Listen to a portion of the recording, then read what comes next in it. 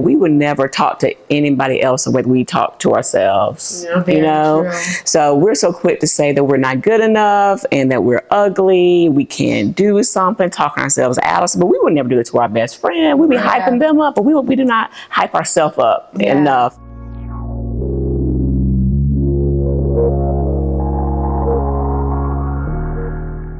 Hello. We are back again, Triggered AF Podcast.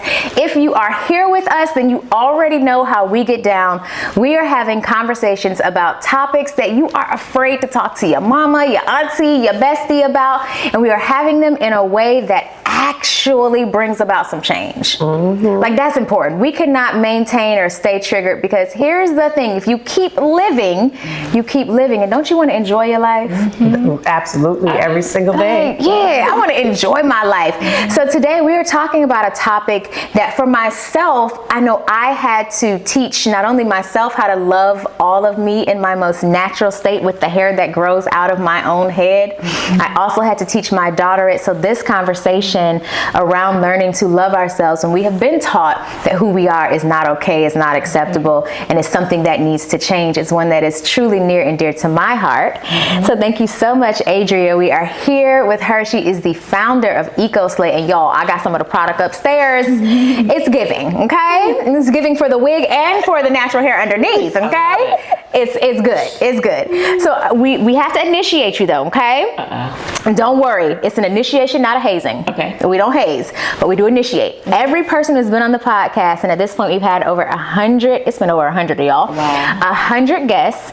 So the one question and the only question that we ask for every single guest is out of all the things that you do, all the titles and the roles that you play, who is it that you say you are? I say I'm a Christian. Ooh. I say I'm a Christian. We've never had anyone answer that question the same. Never. Like, not one time. Yeah. I love that. And so then in you saying you're a Christian, how does that, what does that mean? Like in the, what's the word I'm looking for? How does it like influence, or how does it influence who you are? Yeah. So I mean, I've been a Jesus follower for all my life. My mom is a minister. She's not practicing minister, but she's a minister. And my uncle's a minister. I have several family members who are ministers. And I was raised in the church, so it's always been a part of my life. But as I've gotten older, and especially when I became an entrepreneur, it's a lonely life being an entrepreneur. And so I've had to really lean on my faith, and I really learned what it means to have faith. Because when I had to, and you'll learn more about this when we talk about my story, but when I had to leave my job for EcoSlay, and the money wasn't math, right? It wasn't money, and the math was not quite mathing, and so you had that gap there. So it was me and Jesus. We became real tight. Yeah, I literally, it's funny you said that. I literally saw on Instagram a young man said that few things are more spiritual than entrepreneurship. Absolutely. Yes. He said you gotta have faith. Not with the TH, with the F. You gotta have faith. real faith. Absolutely. Okay, in order to really stay the course, and the kind of conversations you have to have with God on a regular basis to just stay sane half the time. He was like, it is actually a very spiritual experience. Absolutely, because each day is different, and you do not know what you're facing. So that's right. It's really important for me, before I get out of my bed, I do my prayer and my devotional time, just to get my mind right before I check that first email, before I look at that first DM, because you just don't know how this day is going to be different than the last day. It's so funny. I always tell people I'm not responding to unless I know I'm in a crunch time, and I know like we have an event, or there are people who are leaning on me expecting things. Before 8 a.m., don't talk to me. Shut up talking to me. Like, why are you? Get out of here. Unless it's something I know I must deliver on, and it's been discussed the night before, whatever it is can wait until I'm receiving people. I'm not receiving right now. Exactly. Like, it's really important. I was talking with someone earlier today too, but filling your own cup before you pour out. Yeah, it's really good. And you have to pour out so much, especially, you know, as an entrepreneur, if you're a caregiver, if you're a parent, like, you have to pour out so much. What does it look like for you to give yourself, even if it's 10 minutes? It's so important. And I can tell those days that I don't make that time. I can feel it, because around 2 p.m. I'm tapped out. out, and you're about to get the version of me that you're going to get. You know what I'm saying? You get what you get. You're not going to get the grace. You know, Yeah. I can tell that my fuse is short. So it does mean a lot. So I do my devotional in the morning. I go out to my garden. I am a gardener. So checking my plant babies. Like right now it's time to seed things. So I have my grow lights going. I have my onions going, my kale going. So I'm checking my little babies there. You know what? And it's me and God. Like I play my music and sing my songs while I'm doing that. And then I have my breakfast, right? And then around that time, it's time for me to take my daughter to school, and then I get to work. Or then I go to the gym often as well. Oh, yeah. So I try to get all of that in. I need to wake up a little bit earlier, but as long as I can get a little bit in, it really means a lot. Yeah, just a little bit. Just a little dab will do you. Yeah. Because you change how you're responding to change people. how you respond. And to yourself, how you respond to you and how you respond to others. Yeah. Like this morning, I didn't get it in, and I noticed I threw a whole tantrum at the airport. And I was like, you didn't do what you were supposed to do this morning. I could tell, noted. Right. I need to make sure that tomorrow, or just do it. I also, too, give yourself the chance or permission to reset. In the middle of the day. Yeah, Like, just That's reset. my favorite. Yeah. I do that all the time. Yeah. That's how I function. It's just like, oh wait, no, it's almost like you need to get back in the, you don't physically, but it's like figuratively getting back in the bed and waking up again. Like, hold on, wait, let's just reset. And I'll do like a meditation, or I'll go for a walk, or I'll move my body. Like movement for me is my thing, but it is really, really important, and especially when you're going on something like a natural hair journey, and the things and the complications that come with that piece of it, of just learning to love yourself and learning to appreciate who you are in every way. I've learned on my own natural hair journey just how much I need to be in tune with how I'm feeling about myself. Because oh my God, going natural, like I've been a straight natural for over a decade. I stopped getting relaxers in my early 20s, and then 2 years ago I decided to start wearing my curls on a regular basis, and it has been so challenging. It's like a reckoning. Like I don't know how anybody does it. Like it's just been so difficult, and I didn't realize that I had so much in there that I needed to work through to heal, to just even feel okay stepping out of the house with the curls that go out my head. Like you wouldn't think that you would be so impacted. So we wanted to talk to you a little bit about what that journey has been like for you, and what are some of the things that inspired you to even create your own hairline to help women on this journey. So I think for me, it was a little bit easier because I was right out of college. And so I wore my hair in a relaxed state, and my mom kept a perm in my hair, right? And then when I get to college, I can't afford it anymore, right? Can't afford those. It gets expensive. So, you know, it's like a little bit more time between those touch-ups, and that's when I started to notice I had curls, right? Yeah. And so I kind of toyed around with it here and there. You know, years go by. But I always kept my hair short. I really enjoy short hair. So I think that's another challenge too, when, you know, we have ladies who are used to wearing like long weaves, or even their relaxed hair long, and then you have to start over that big chop or figure that out. That's when it gets to be really challenging. So I was able to avoid a little bit of that. But my challenge, because it was about 7 or 8 years ago when I really started to embrace my natural hair. And it was before a lot of these products are on the market that we have now. And my options were products for white women with curly hair, or black women with relaxed hair or froze. Like that was really it. There was like, I think Carol's Daughter was out. Cantu may have been, but you know, the options were limited. And because I am a gardener, then I learned quickly because it's expensive, right? And I was a single mom. So I learned quickly, like, I'm not going to be dropping $20, $30 on products that don't work. So I learned quickly to turn around the jar and see what was inside. And because I'm an engineer also. So you're just smart all over. Just brilliance. Yeah, just black brilliance. Okay. She just slid that in. Okay, I'm also. But yeah, so I learned to see, okay, there's a correlation between the ingredients that work well for my hair and what don't. And so it was fortunate for me as a gardener, though I saw like all the crap really didn't work for my hair anyways, but the aloe vera, the flaxseed, the marshmallow root, the horsetail, those ingredients worked well. And it was great because I live in the Decatur area by the farmers market. So really easy to go in and snatch up some stuff and start mixing together. So that's basically what I did and how it got started. Oh, wow. So you just started making your own concoctions. Yeah, pretty much. Just trying to find products that work for my own hair. Yeah. So you were the first, like, first guinea pig. You were the first eco baby. I'm the first eco baby. I am, and for every product that we make, I'm the test dummy. Okay. Ooh, so you do not test on animals, you test on yourself. I love that. I love that. No animals were harmed. That's right. So then one of the things that we always hear in the Black community is good hair. And I ain't gonna lie. I'm a country girl, so it's what I heard my entire life growing up. So I am still working to overcome the hold that the words have on me. Like, oh, she got good hair. Oh, he got good hair. And it's like, well, I don't got good hair. And it's like, does the hair grow out your head? Is it healthy hair is good hair? Exactly. And it's rough. I remember even when I was married and I was remarried about 11 years ago. And I even remember the day that my husband said, this is how far we've grown as a culture. My husband said, oh, can't everybody go natural?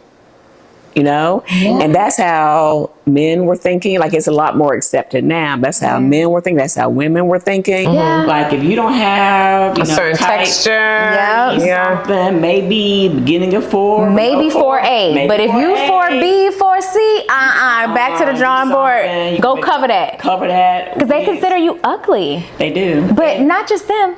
We consider ourselves ugly. That's the biggest problem. Yeah. Because I had my hair twisted, and I didn't, I had taken off my little wig, y'all, and I was like, oh, I'm about to look ugly right quick. And Dani called me on it. She's like, yeah, I noticed you kept calling yourself ugly, and I was like, dang. I was like, why do you keep saying that about yourself? Like, why is that? She was like, I don't know. You're like, I don't know. I just don't feel good. And you left the house that day when you had taken the twist out, and you still didn't feel good going out with your hair out. And I'm not too far removed from that space. I mean, now, like, I have it's silk press season, so I got a little silk press, but I usually have like a curly afro. And now I can't wait to, like, after this weekend to go wash my hair and get my curls back. Like, and they're like my little curl babies. Like, now, like, but it's a journey. It's a very long time. I don't know how many times I was like, I'm just gonna get weave. I'm gonna do this. Let me get some braids on my little break so that I don't make a bad decision and cut off my hair because I get so frustrated. So it is one of those things where when you hear the term good hair and you see what people call good hair, when you don't have that hair, it can really create like this schism. Where you just feel like, oh, well, my hair's not good enough, so let me go buy all this other hair. So how would you say that women should start redefining that for themselves? Hey, driver, you're not a part of the community yet? Being in community is the game changer and the cheat code. And this is more than just a membership. It's your growth circle, accountability hub, and safe space for navigating the messy yet beautiful work of becoming your best self. And not only will you get exclusive tools, live access, and the support designed to help you transform your triggers, but you'll also get the tools that you need to build new habits that help you to lead with clarity, confidence, and joy. Time to create lives that feel as good as they look. See you soon, Thrive Tribe. Visit justThriveNow.com. Well, I would say, first of all, and very similar to what you guys are talking about, I heard someone else say that we would never talk to anybody else the way we talk to ourselves. True. So we're so quick to say that we're not good enough and that we're ugly, we can't do something, talking ourselves out of, but we would never do it to our best friend. We'd be hyping them up, but we do not hype ourselves up enough. It can be challenging. So let's go to the easy part. Okay, let's do the easy part first. So my daughter is 10, and for the longest time, we've been wearing braids and twists, and now recently she's wearing her hair out, right? And she loves her hair because that's all that she knows, right? So that's the thing. So that's when it's easy, when this is who you know, the version of you that you know. And that's why my favorite I love all my customers, but my favorite customers are those that bring their kids to the consultation and we get to tell them how beautiful they are, because you're really starting them out on the right foot where they can love their entire self. You know? Because it's all they know. It's all they know. Right? I'm so happy you said that, because my daughter is who inspired my natural hair journey. Was I wanted her to look at me and like see her curls, and that was the whole reason I did it. So that was just confirmation right? for me. Right? Yeah, because it's just like, okay, so I am on the right path. You are. Because now, like, she's like, oh, Mom, can you put your hair in pom-pom puffs like me? Or she's like, oh, I love your curlies, Mommy. They're like my curlies. You have curlies like me. And every time she does it, it's just like, oh my God, okay, this is right. What I'm supposed to do. It's so important too, because if not, then that piece of love is missing from ourselves. And then what happens is, as you know, you go through elementary school, high school, and college, you start looking for somebody to affirm you because you can't affirm yourself. And it really can impact you know, and like any little thing, because life is hard. And so if you don't have that love of yourself, it can throw you off. I mean, there you go with therapy, and there you go with alcohol, there you go with lack of sleep right there, because you are not whole. You know, so people say that it's hair, but it's really more than hair. Much deeper. It's what it represents. Yes. It's what it represents. Yeah. So then the easy part is okay, start from the beginning. So we're doing that, or many of us, not all of us, but for those who aren't, it's okay. You can just reset, start today. You know, start them with getting them to love them in their full natural self. That's the easy part. So now the hard part. Now the hard part. So what I recommend, I mean, it's a lot of, you have to surround yourself with the right people too. Okay. So I think it's important for you to have that conversation. Now, I know that your partner may not always be fully on board, but I think it's important to have that conversation with them up front. Get your circle of people, you know, get your circle of people who can win you. And this is so important in any aspect. If you're an entrepreneur, if you're about to become a mother, like whatever your goals are, have your circle that knows what you're doing and why you're doing it. So that when times get hard, they can remind you, you know, the why you want to do it. So I think it's important for you to define not just I'm going to go natural, but why you want to go natural. And share those values with your inner circle. That way they can remind you, hey, remember you're doing this for your daughter. You know, hey, remember you're doing this because you don't want to get cancer because of all the chemicals, or you're doing it for whatever reason, because it gets hard. So you need to root your reasoning in something bigger than yourself, kind of like your why beneath your why. Absolutely. Like, okay, like what is the reason I'm doing this for? It's not just about aesthetics. Like at some point we have to like transcend aesthetics, y'all. Like, yes, we want to look nice, we want to feel good, we want to feel beautiful, but how can we redefine what that really looks like and keep our health and our mental state intact? Because over time, like, what are you doing to yourself when you can't even leave the house unless you have a weave or a wig or something on your head or a hat? Like, what does that mean? Or when you can't even walk around, like I know women who their husbands have never seen their hair ever, and they live with these men, and they will make sure that they are on like a cycle, and they're on par with their sewing schedule or their braid schedule or whatever it is, because there's a level of shame there that we don't talk about enough. Fear too. Think about the amount of fear that you're facing every day to avoid letting someone who you love. I mean, so you're not letting them see who you really are. You're letting yourself see who you really are. Wow, you're not letting yourself see who you are. Yeah, so it's really deep. And it's so much deeper than hair. Like like you were saying, that representation or what it represents and how that plays out in so many aspects of our lives, especially too, like if you look at it, the hair industry, what is it, $2.5 billion industry, and that's not even including like the wigs and then like the electronic, you know, styling products. But so many of our products aren't made by us. They come from other countries, and it's like, how could we change this thing so that more Black folks have an actual stake, not just a minority stake, but a majority stake in the hair products and hair care that we use on our heads? Well, I mean, first of all, like we were saying, we want to make sure we're doing things that are good for us. And so do we really want to have, I don't know, we need to just try. There's nothing wrong with anything in moderation, right? So agree. Wigs, weaves, braids, all of that is great in moderation, but you shouldn't have to depend on that's my thing, where it's like you feel like you can't go without it. That's an addiction, that's a problem. You know, you know? So that is a problem. But I mean, it would be great if the industry that we put so much money into, if we could be like a stakeholder of that. Yeah. That would be great. Yeah. So then how do we even begin to because it's not easy. We just talked about being an entrepreneur is one of the biggest faith walks you could ever, it's one of the longest, biggest walks you could ever take. So how could we even begin to have more of a stake in the industry that we're leaders in it? Yeah, right. I mean, and is it even worth it? Well, that's the thing. And and that kind of leads into, when you begin your business, it has to be something that you're really passionate about. Yeah. So you have to wonder, it gets really deep, but you have to, because there's so few of us that are in that industry. You find some of us who are in the hair care industry, and it has to be because that's where our values are. Like, we really know that's important.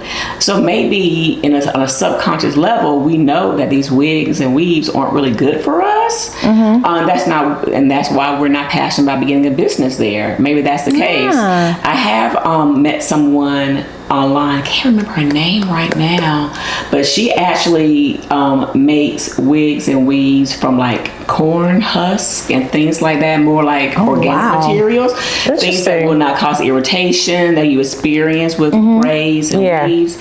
And so that's good. But so I guess I would start, because I only believe in you beginning a business in something that you're really passionate about. If not, the same thing we were talking about, when those hard times come, you're going to peace out. Yes. Easy. So if you're not really passionate about that industry, then it's not one that you need to be in. Yeah. That's true. And you have, it's called the EcoBaiter. The EcoBaiter. For folks who are really passionate about it, but you don't know what you don't know until you realize you don't know it. Yeah. And so what does EcoBaiter do to help those who are like, okay, I want to make healthier products. I want this to make sense. Yes. And I also would love to not have to go through every pitfall.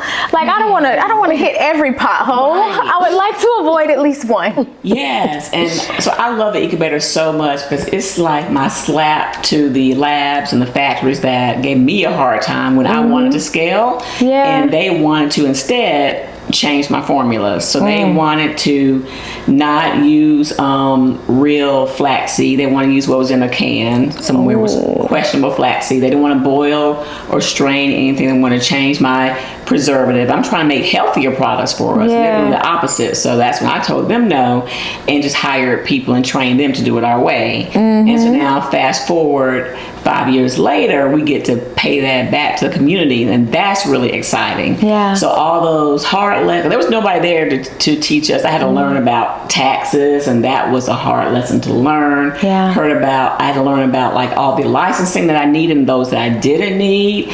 Learn about bookkeeping. Learn about formulation. Learn about preservatives. Learn about the requirements to put your labels in the right place and what to put on your labels, what to seal, what to test, all those things. And so, just like you're saying, this program allows at a fraction of the cost, because factories wanted me to purchase 5,000 units at a time. You don't need that when you're first starting. Not when you first started, 5,000. All you need is about 25 or 30 to pass it amongst friends and family to start getting some feedback, right? Wait, 5,000. 25 to 30 pieces? Oh, I thought you meant 2,500 to 3,000. No, all you need love is that. 25 to 30 right now. So that makes it so that people can actually I can visualize 25 to 30, because I was even in my head trying to be dang, 2,500. How am I supposed to sell all of that? Exactly. So the whole point is that we, especially as women, and I think all of my customers have been women so far, we're so busy with our families, with our full-time job,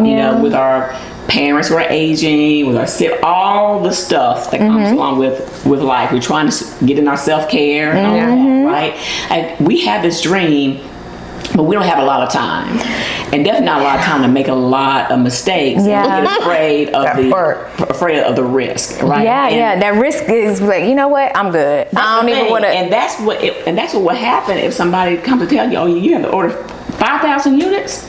Never mind. Yeah, I'm good. Love and joy. Yeah. Right. Yeah. The risk scares you out of even trying. $5,000 and 5,000 units. I don't have the need for that, and I don't have 5,000 to give you. Yeah. So we do it at a fraction of the cost. Let you start out with 15, 20, 30 units.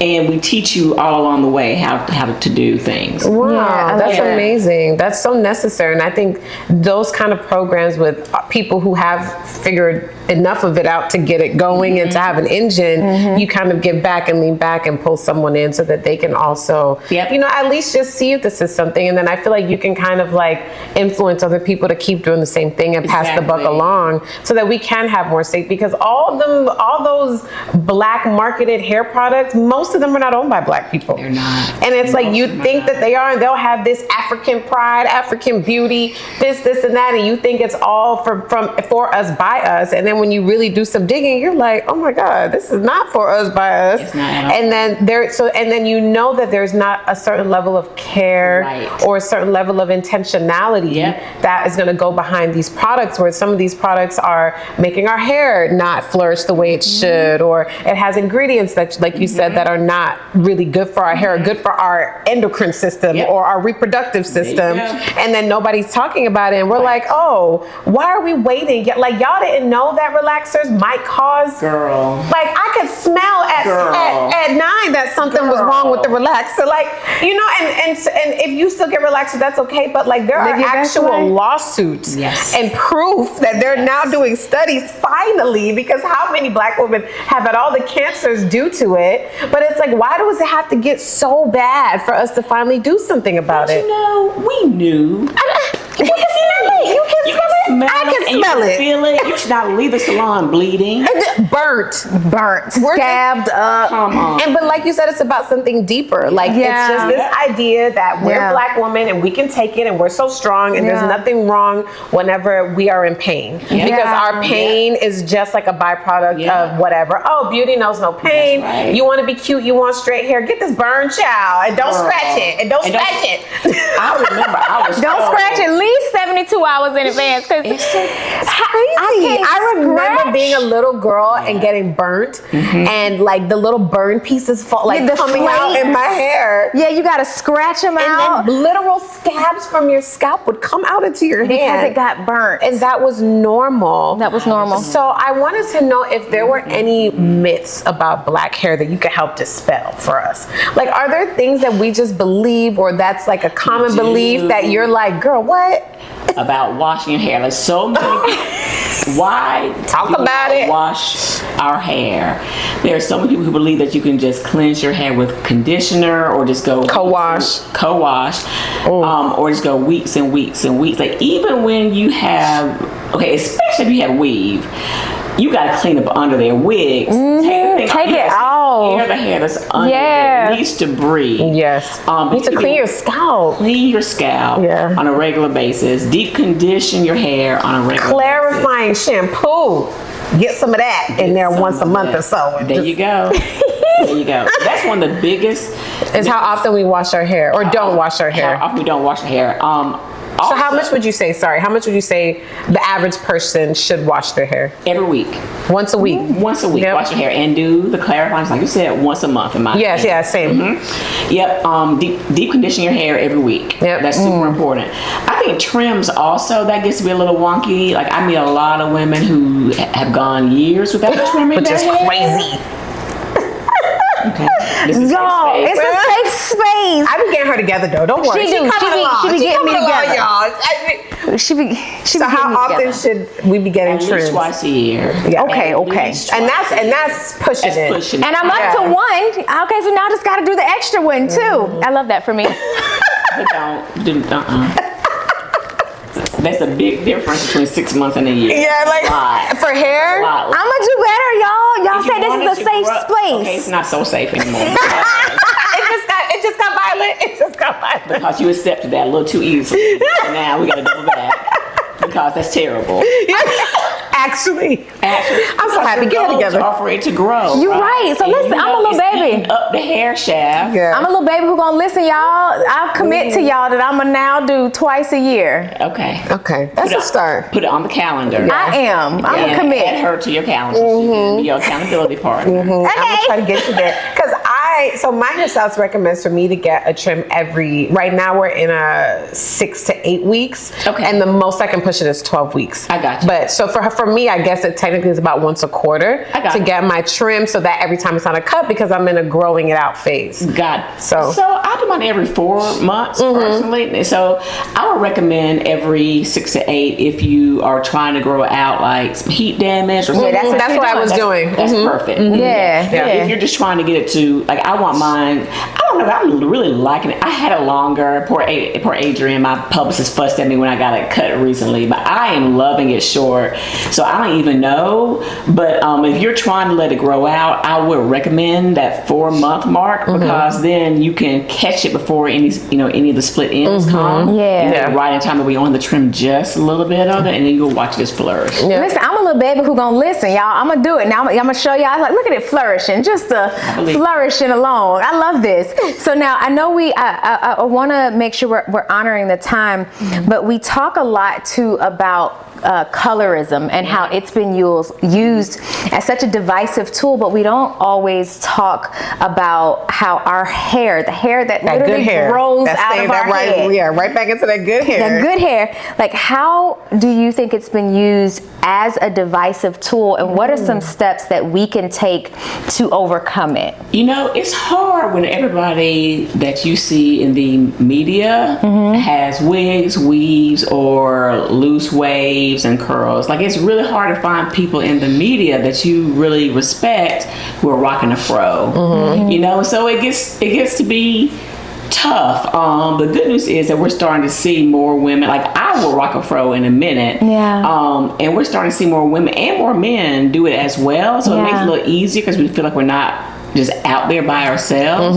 But I mean, it is tough. It's tough. And so you kind of have to put your big girl pants on, and then just feel like on that day, I would say start out on a day where you wake up. Those days you wake up, you just feel good about yourself. Good, just feeling good. That is the day to do it. Ooh. That's the day to do it, because you're going to go out the house. You've been to the gym, whatever, you feeling snatched, whatever, and you just feel like you look great. You ready. That's the day to do it. And then just watch, because as you can feel people that have really good energy. And people who feel like they're a beautiful person. And if you just step out of the house feeling like you're a badass, people are going to say, oh my God, you look great today. And that's what you need. That's a little bit of fuel. So I think that's a really great and great way to start.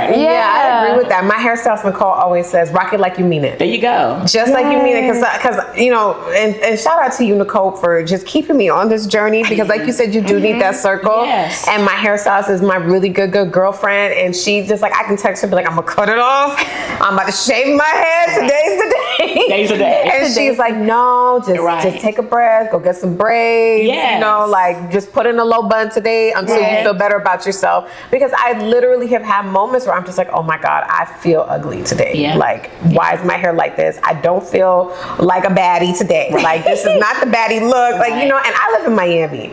So you can just imagine there's not a lot of women rocking their natural hair. And not even just because they don't love their hair, but that humidity is the enemy. The enemy. The humidity is the enemy. And it makes it really, really hard to rock their natural hair.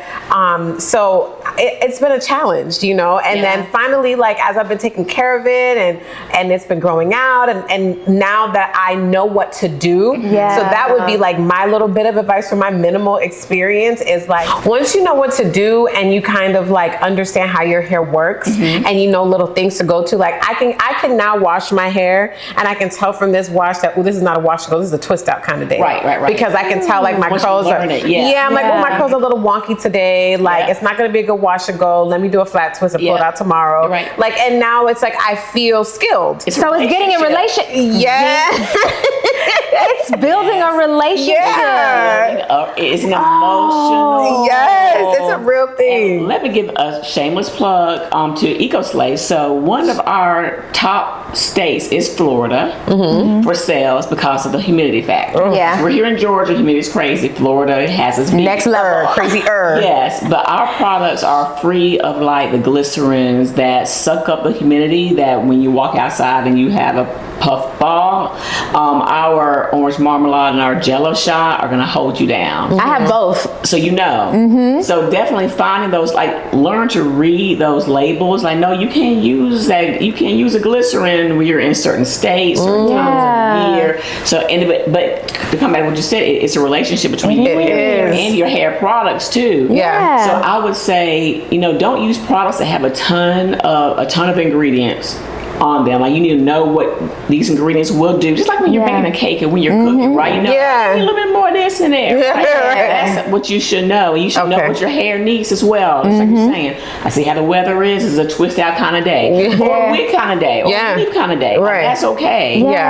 But as long as you are respecting yourself and respecting your hair, respecting the journey, you can be all right. Yeah, because it's a relationship. It's a relationship. The fact that when you were talking, literally, we were like, that's a relationship. Because it really is. Like, I know my hair now. I'm like, okay, girl, this is what we're gonna do today. Like, oh, you a little dirty, let's put it up in a ponytail. We're gonna do a little bun and then now it I didn't think about it like this, but it really is a relationship because now I care so much about my hair.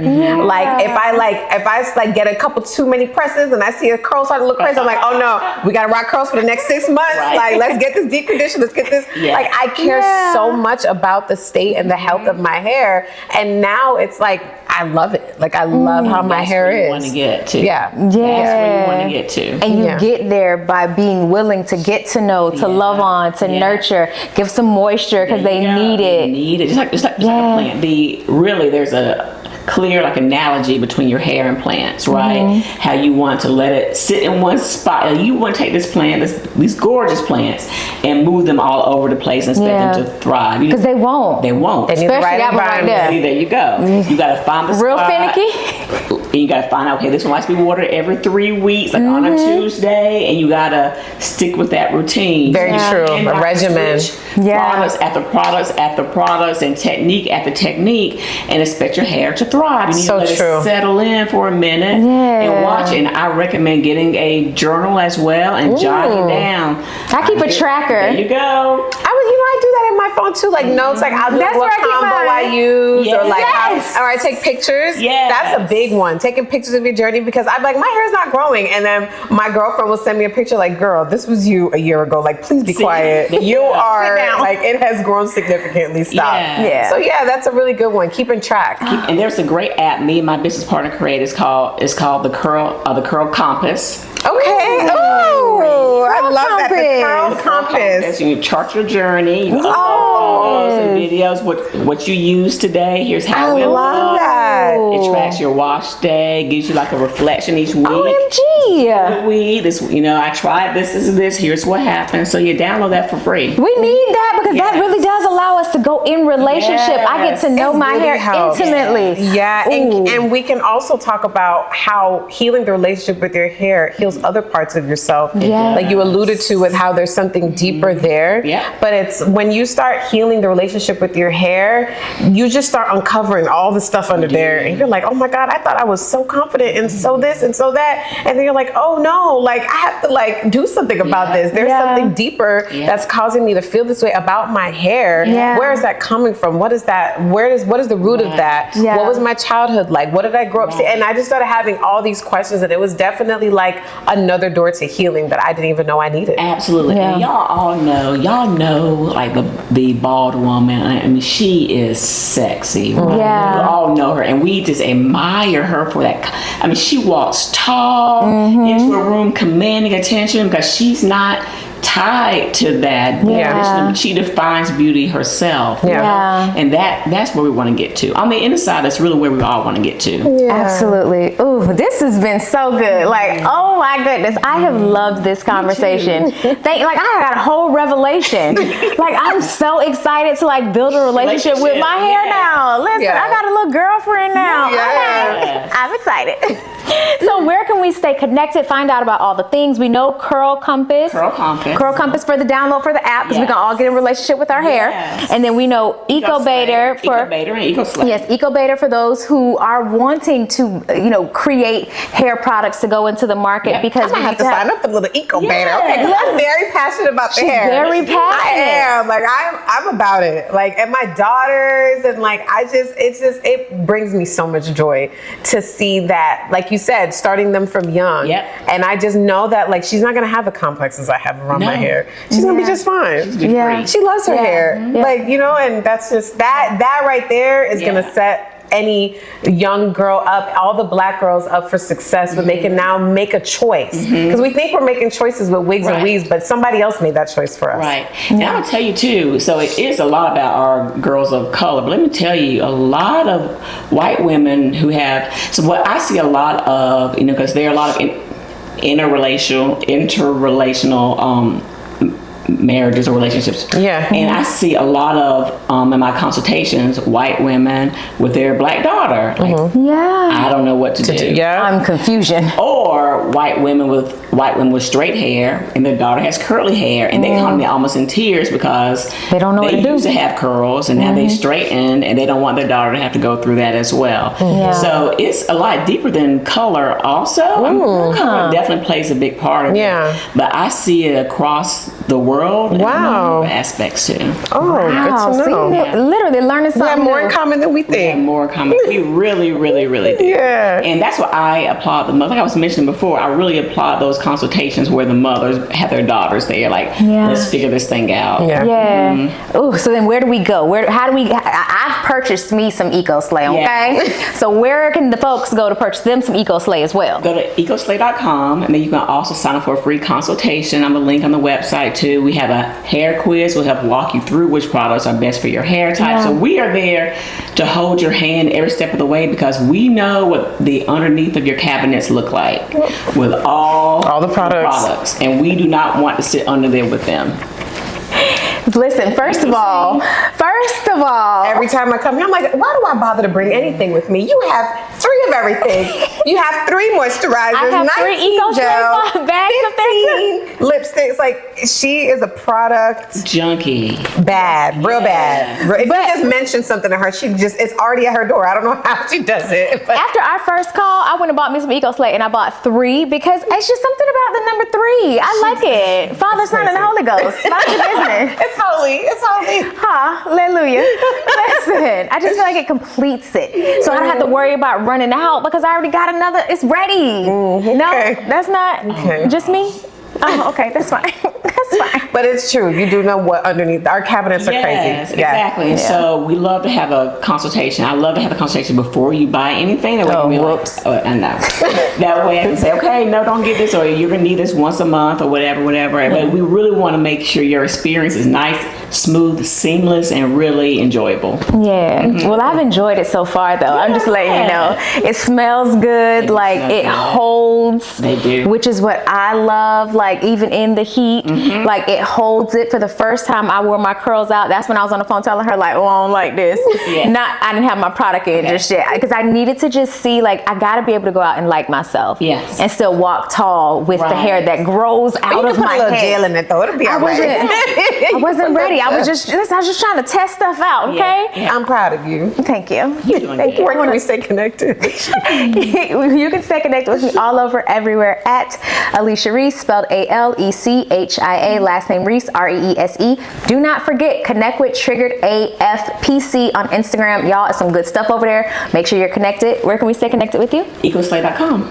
Perfect. And you can stay connected with me at the Dani Bordeaux. Bordeaux is BOURDEAU. You can also go to triggeredafpodcast.com for latest and greatest episodes. And you can go to triggeredafevents.com to stay in touch with when we're coming to a city near you with all the healing and tips and tricks and tools. We hope you enjoyed this episode. Please share it with one of your natural girlies or one of your straight hair perm girlies who wants to go on a journey but she's too afraid. There's just something that's so healing about improving the relationship with our hair so that we can all grow our hair out of our head, because healthy hair is good hair. Thank you so much for listening. Bye.